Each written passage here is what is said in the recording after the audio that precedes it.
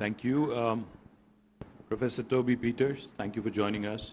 Thank you, my friend Karan Bilimoria, the Chancellor of University of Birmingham, and also son of Hyderabad, as Gareth put it. Thank you very much for making this happen. This conversation started almost a year plus ago. Now I'm glad that this has materialized. Gareth, as always, a great friend. Thank you. Thank you for keeping your speech short as well. Thank you very much. And also thank you for looping in. Karan. That was a lovely message. I have to compliment you on that. Jayesh Ranjan, my principal secretary.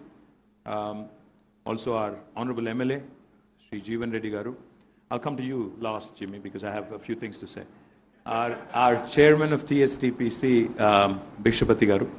And of course, the man who's donated, the man who's come forward, the group which has come forward, Carrier. Thank you, Jimmy. Like I said, you ought to be doing more, a lot more. You cannot be cheap, I have to say that. You have to donate more. This can't be the first and only sustainable cooling solution in India. We need more of these. We need many more of these, actually. You know, when Professor Toby Peters welcomed us this morning, a lot of us sitting here, we lose sight of some basic things, you know. We're all seated here in an air-conditioned room, powered by, I don't know what company that is. I'm presuming it's Carrier, but I'm not sure if it is. But we're all used now to conditioned air. I remember this experience of mine. I was a student in college in Pune. So we were traveling to a hill station, me and my mates, and we were all on a local train. So there was this girl, a friend of mine, a classmate, who actually came in from Mauritius to study with us. She was in Pune. So the minute we got into this local train, we were all going to, I think it was Matheran or, I don't know, Khandala or one of these places, the hill stations. Somebody, like in India, we are very used, back then, we have these local trains which only have fans, right? So somebody just turned on a fan. That fan was a hard-hitting fan, very, very hard-hitting fan, and it was like direct into your face. So this girl immediately goes, I can't give her name because I'm sure she's watching somewhere. She immediately goes, please turn that off. I said, why? She says, I'm not used to air hitting me, I'm used to conditioned air.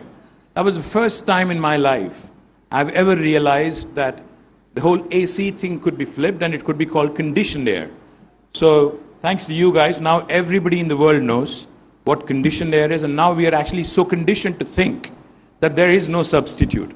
But the fact is, like you guys have said it, and like Professor Toby Peters was saying, all the air conditioners that we use today, more than the cooling that they offer, the heat that they generate outside of it is actually much more. I hope I got that right, Professor. Now, the challenge here and what we're trying to do here is basically ensuring that these cooling solutions actually cut down on carbon emissions and actually are more sustainable. Now, that's the challenge, that's the dream as we move forward.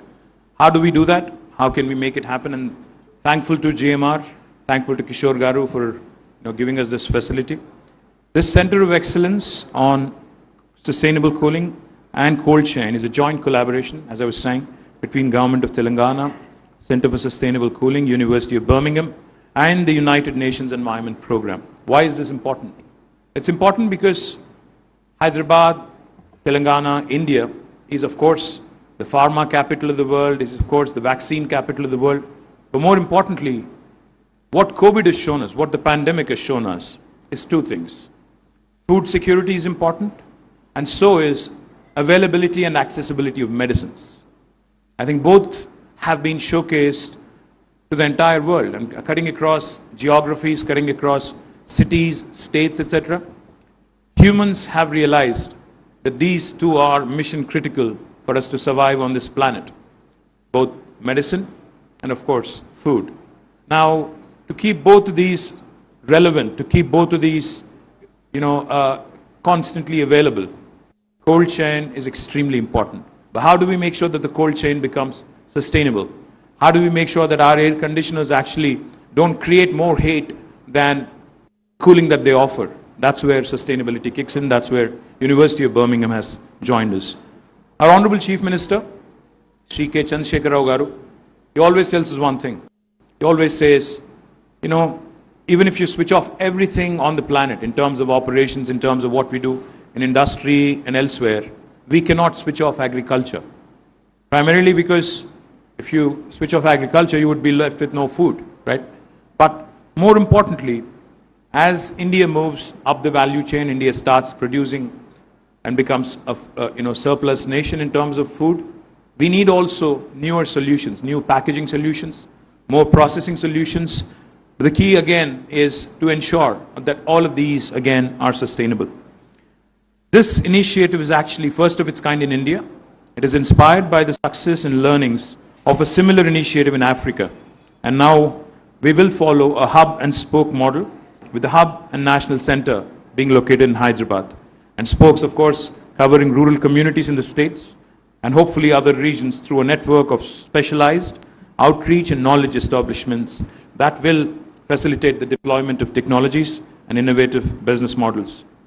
The aim of this cold chain center of excellence is to facilitate accelerated deployment of needs-driven and equitable system-level cooling solutions in Telangana and India to meet the current and the future needs of cooling for all, to promote technology solutions that help cut down the food losses, improve temperature-controlled supply chains, and boost, most importantly, exports.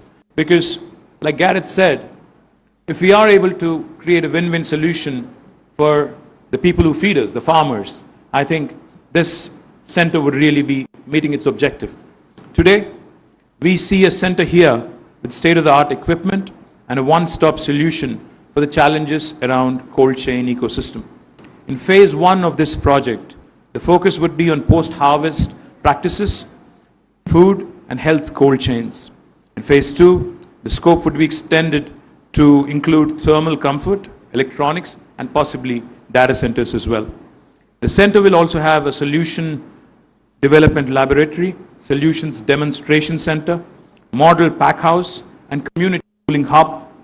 All of these, of course, for demonstrative experience, for industry to come, explore, and I'm sure the academia would be more than happy, including University of Birmingham and also other important academic institutions here in the state, would be more than happy, I'm sure, to contribute, to learn, and to continue to build on what we've started. More importantly, the expected impacts of phase 1 of this center will be to increase income of farmers by enhancing the value of their products, enhancing the ability to store in a better fashion, to increase market access, and to reduce food losses. Second, but not any less important, improve access to health services, vaccines, blood, insulin, etc.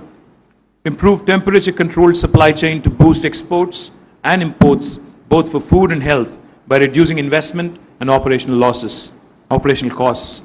Develop and demonstrate cooling technologies and solutions that meet the state's needs and could be scaled up for global outreach. Now, I can go on and tell you a lot of things that we've done in the last 9 years in terms of boosting our ability to export more, create more agri products from our state. But I'll confine myself and I'll tell you one thing. I think as a developing nation, as a growing country, if India has to move forward, if India really has to find its place in the first world in an expeditious manner, we need more partnerships, we need more collaborations, and I'm delighted that India and UK are forging ahead. And we need goodwill ambassadors like my friend Karan Bilimoria, whose heart beats for India and UK. And I'm sure that he would be very happy, knowing that this partnership has now made its it's taken a first step, made a fantastic beginning.